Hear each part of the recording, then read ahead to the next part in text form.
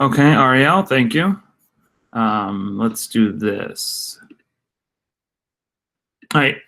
Some of you will be finishing a little bit early. You could get started with just copying on the focus question and the 2 vocab words on your screen, which you're going to see now. Here it comes. There we go. So you guys can start with that.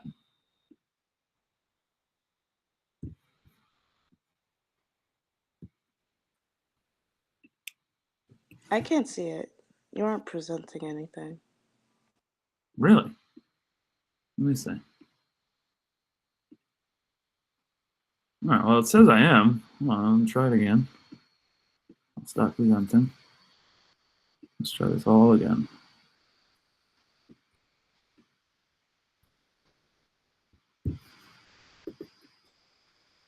Okay, Let me know if now it's working now.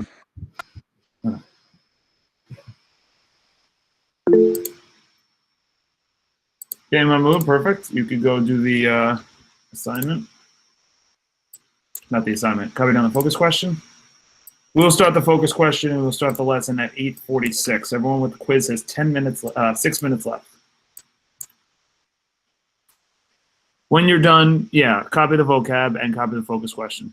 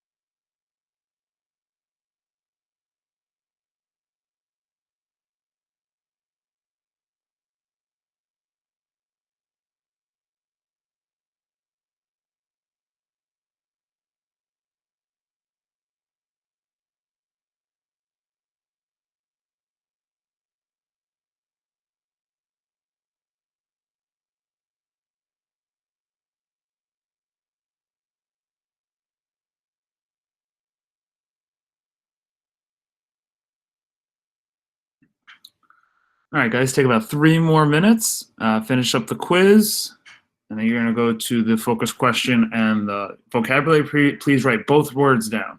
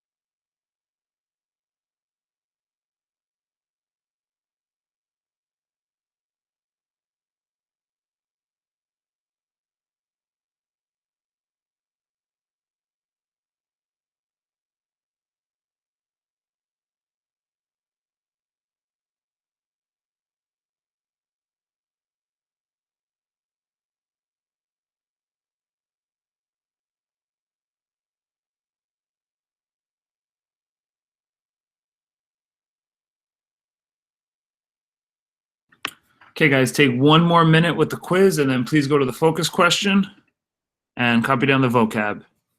I see about 11 people have finished, which is good, but I know there's a couple more need to finish. So we'll give everyone 1 or 2 minutes, and then we got to get to this.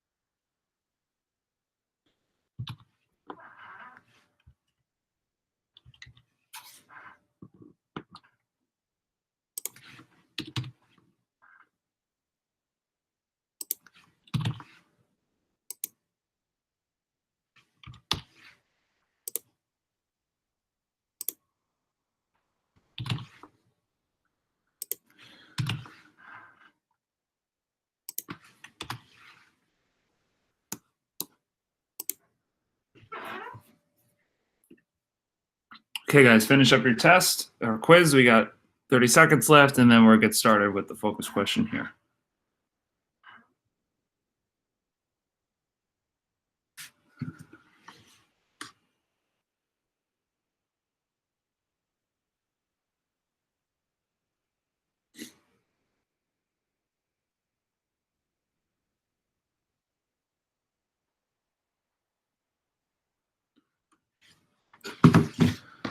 Okay, so our unit 3 is called immigration. Putting this in the chat. Industrialization and the progressive era. This all takes place between 1870 to 1914. Okay, so we've done immigration. We just finished industrialization. Now we're on the last part of the unit, which is the longest part, which is the progressive era. Okay, so most of the stuff from the progressive era takes place in the cities. Okay, and if you were paying attention last week, we spoke about how a lot of people were moving to the cities throughout this time. All right, this is because there was a lot of jobs in factories, and these jobs in the factories were, you know, easy to do, but required a lot of people to be working in the factory. So you had a lot of immigrants moving to the cities. You had a lot of former farmers moving to the cities. And as good as cities are, sometimes there are problems that occur when you live in a city. All right. And these problems are going to be kind of put out into the open. And then we're going to look at this time period where a lot of those problems are going to eventually be fixed. And this era is known as the progressive era. Okay, an era is a length of time that, you know, some things occur. Okay, so the progressive era was a time in America based on the idea of government and people advancing and improving society. So if there was an issue within the country, all right, this would be a time where the progressive era, they would try to work through and fix the problem. All right, so all of our lessons over the next week or two will be about addressing a problem specifically within the United States or within the city between 1870 and 1914, and then fixing that problem. Okay? And there's going to be a term that you're going to become more familiar with, and that is the term of a muckraker. Okay? Another word for muck, if you throw something into the muck, is another word for garbage or trash. So if you rake up muck, okay, like with a rake, if you rake up muck, you're cleaning garbage, basically. So this term, a muckraker, is going to be a person who intentionally seeks out and exposes the problems of society, such as criminal acts or corruption. So if there's a major problem and people want to expose that problem, they're what's known as a muckraker. And the goal of a muckraker is to make a large change in the country. Okay, so I have a little bit of a do now that I want you just to write in the chat. Okay, I'll post it in a little bit of a different way shortly. But these two words you're going to become very familiar with: progress, okay, improving. You know, if you got a 75 in the first marking period and you got a 90 in the second marking period, you made progress. Okay, so that's where the word stems from, progressive era. It's all based on progress. We're trying to advance and better society. All right, and we're going to look at the muckrakers throughout this time who have kind of done that. We're going to look at some very famous muckrakers over the next couple of weeks. All right, so the do now is, what everyday problems do people that work in cities or in factories deal with? Now, you guys will know some of this from the last unit or last part of our unit. You also just know this because you guys live in the Bronx, which is a city. So what everyday problems do you deal with? List as many as you can. Okay, so in the chat here, what major problems are going on either during our unit, you know, what's going on for people living in the cities, or you yourself? What are some problems that you deal with living in a city where someone who lives in the suburbs or someone who lives in a farmland wouldn't deal with? So I live in the suburbs. Okay, I live in Westchester. I don't deal with maybe some of the problems someone who lives in the Bronx does. What are some problems a person in the Bronx might have? All right, post them in the chat. I'll give you a minute to do it. Let's start sharing some of the problems that we're aware of. Okay, our soil says traffic. Okay, true. Traffic is correct. Okay, traffic, a lot of people. What else? What other problems are there living in the city where you might not have if you lived in a farmland?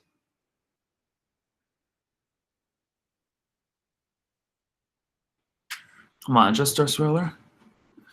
Alex, yes, I'm talking.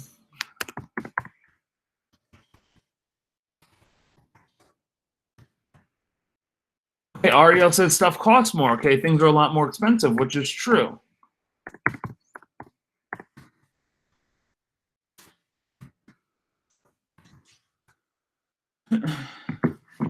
What other problems would we might have if you live in the city?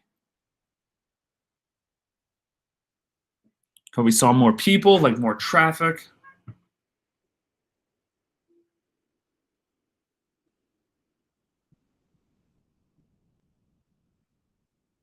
No one else has anything to share? Oh, excellent. Crimes and pollution. Very good, Arsuela. Right? Just generally, there's a lot more people living in the city. Therefore, there's a lot more crime that takes place. Okay? So since there's more crime that takes place, you're going to have more crime happening in the city because there's just more people and a lot more groups of people, which leads to a lot more problems. All right? So don't write this down, but just get a little preview of what we'll be looking at this unit, part of the unit. Okay, so we saw already that a lot of the workers that worked in factories worked for very unfair work hours and workers worked for very low pay. This maybe isn't as much of a problem now, but people still go through this problem because they're not happy with the pay that they have. New cities had garbage and filth everywhere. Today, we're going to really focus in on how dirty and how messy the cities actually were. This kind of relates to what Arsuela said with pollution, right? This is kind of related to that, but we are going to have a huge problem in the city because we have so many people in the cities, but we don't have a good garbage system living through the 1870s, 1880s, 1890s. All right. We saw captains of industry had pretty much all of the wealth, and a lot of the people in the cities were poor. All right, that was a little bit of a problem. We saw the unsafe working conditions. You remember the story we saw on Friday about the young girl that fell into the machine and died. Okay, very unsafe working conditions. We need to fix that. All right, our politicians were very corrupt, which we'll talk about soon, a little bit later. But corrupt basically means is they're not doing the job the right way because they're taking money or bribes for to gain power. And you guys all know this. You know, this kind of related to Arsuela. So with traffic, cities and the houses were very overcrowded. A lot of people. Okay, so this led to a lot of problems because there's so many people living in the area. All right. So I need you to listen carefully to the words that you want to copy down, because for today, what you're doing is you have to post the notes for today's assignment to get credit. All right, so make sure you're taking notes. Make sure you listen to the issues that I'm talking about. Okay, so let's see. Okay, so I'm going to start with a little story here. This is a true story. Okay, so don't write this down. Just listen and just read, okay, along with me.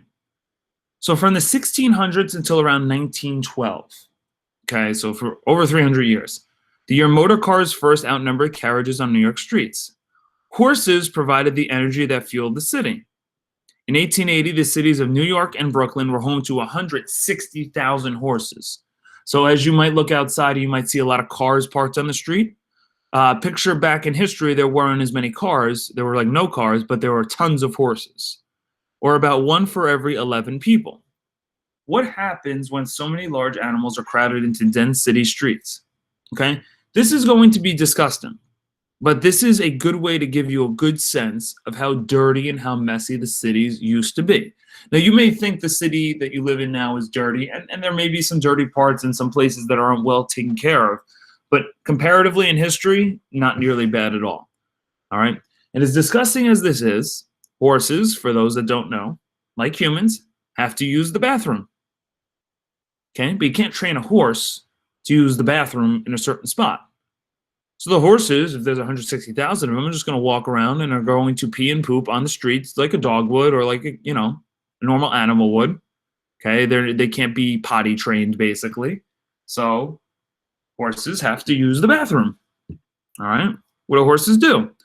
For most of the city's history, New Yorkers relied on horses to haul just about everything that needs to be hauled. Don't write this down. The sheer number of horses in New York streets created problems. The average horse produced about 22 pounds of poop. Horses poop a lot. I know this is disgusting for a Monday morning at 9 a.m., but this is the truth. And they produce about a quart of urine each day, and much of it ended up on the streets. Follow the math for New York and Brooklyn's 160,000 horses. So we're going to do a little math here to start. Everyone take a look at the top here. If we had 160,000 horses in Brooklyn and Manhattan, this is just two boroughs. This isn't even in the Bronx. You had the Bronx, you had Staten Island, it would be close to 250, 300,000 horses. But let's just take these two. If you take 160,000 horses and you times that number by 22, that means every day on the streets, there'll be 3.5 million pounds of poop on the streets per day. Okay? So not only is poop disgusting, not only is it smell bad, what is the real problem with having this much manure and poop on the streets? What is the real problem is, and this is the reason why it's a law to clean up after a dog after it uses the bathroom outside.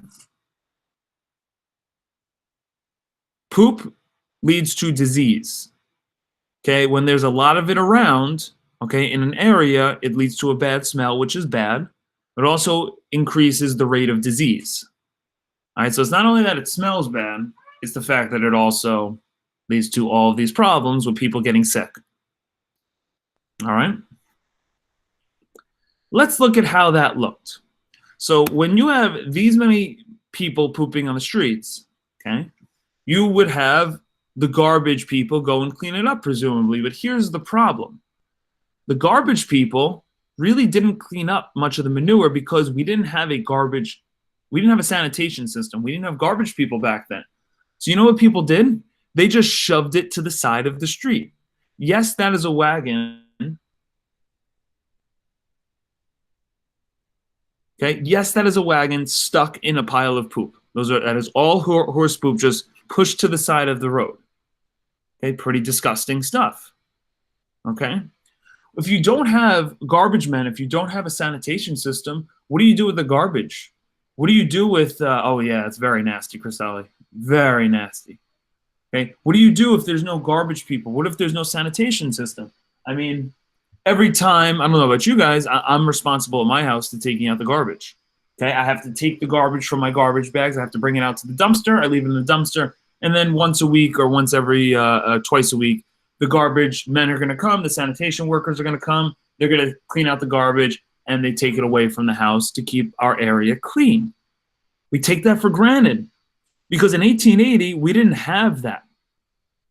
You know what people did when they had garbage in their house? You want to know what they did?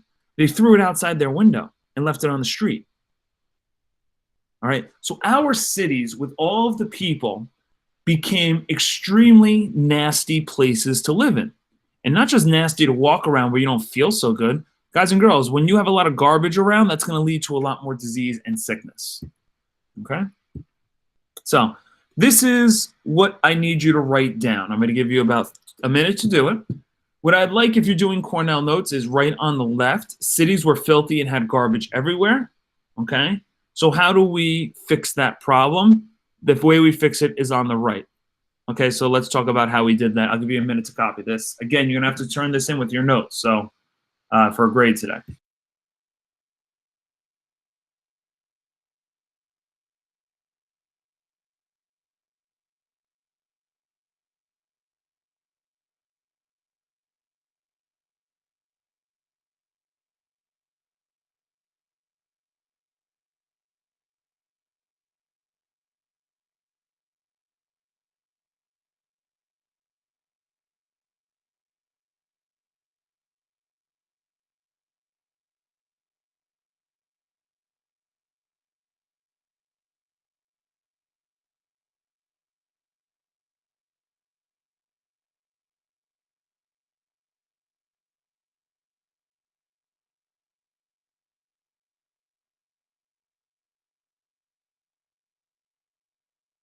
Okay, so let's break this all down. Okay, you saw from photos, from explanation, that the cities were filthy, had garbage everywhere. So how do we fix that? We needed this problem exposed. And the person that's going to expose this is George Waring. He was a muckraker. Okay, so we're using that term again. Okay, so go back to your notes, look at what a muckraker is. He was someone, sorry, I spelled it wrong. He was someone who exposed the problems of the city's garbage and filthiness. He exposed the problem. And then not only did he expose the problem, he actually went around and tried to fix the problem. Okay. Now, do you guys know near PS 89 there is a place called Waring Avenue? Write in the chat if you know where Waring Avenue is.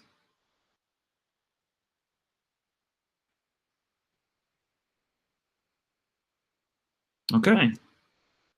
So Waring Avenue, located right next to PS 89, not on PS 89, our soil is there, great. Okay, Waring Avenue was named after him, George Waring. Okay, this guy had a huge impact in the city, so we're gonna look at how. All right, he would literally walk around and hired people to clean up the city. Okay, we'll see a video on how he does this a little bit later on in this class, but he's going to create our first sanitation system. Okay, it's going to be led by George Waring, and what he created was two things. He created a sewage system. So now you guys know, like in your houses, you have the difference between clean water and dirty water. Okay, if you use the bathroom, they're going to take dirty water and put it into a sewer, and then in your house is going to come clean water. Okay, you got to separate the difference between dirty water and clean water. So a sewage system does that.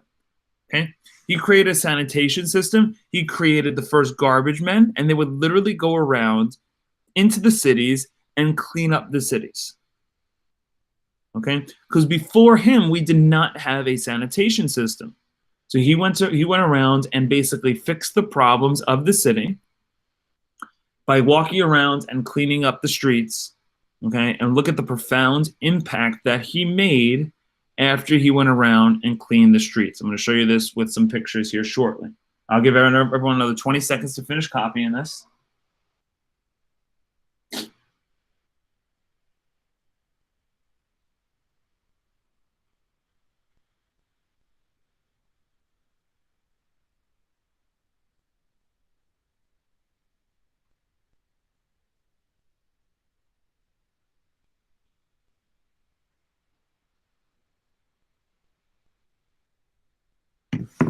All right.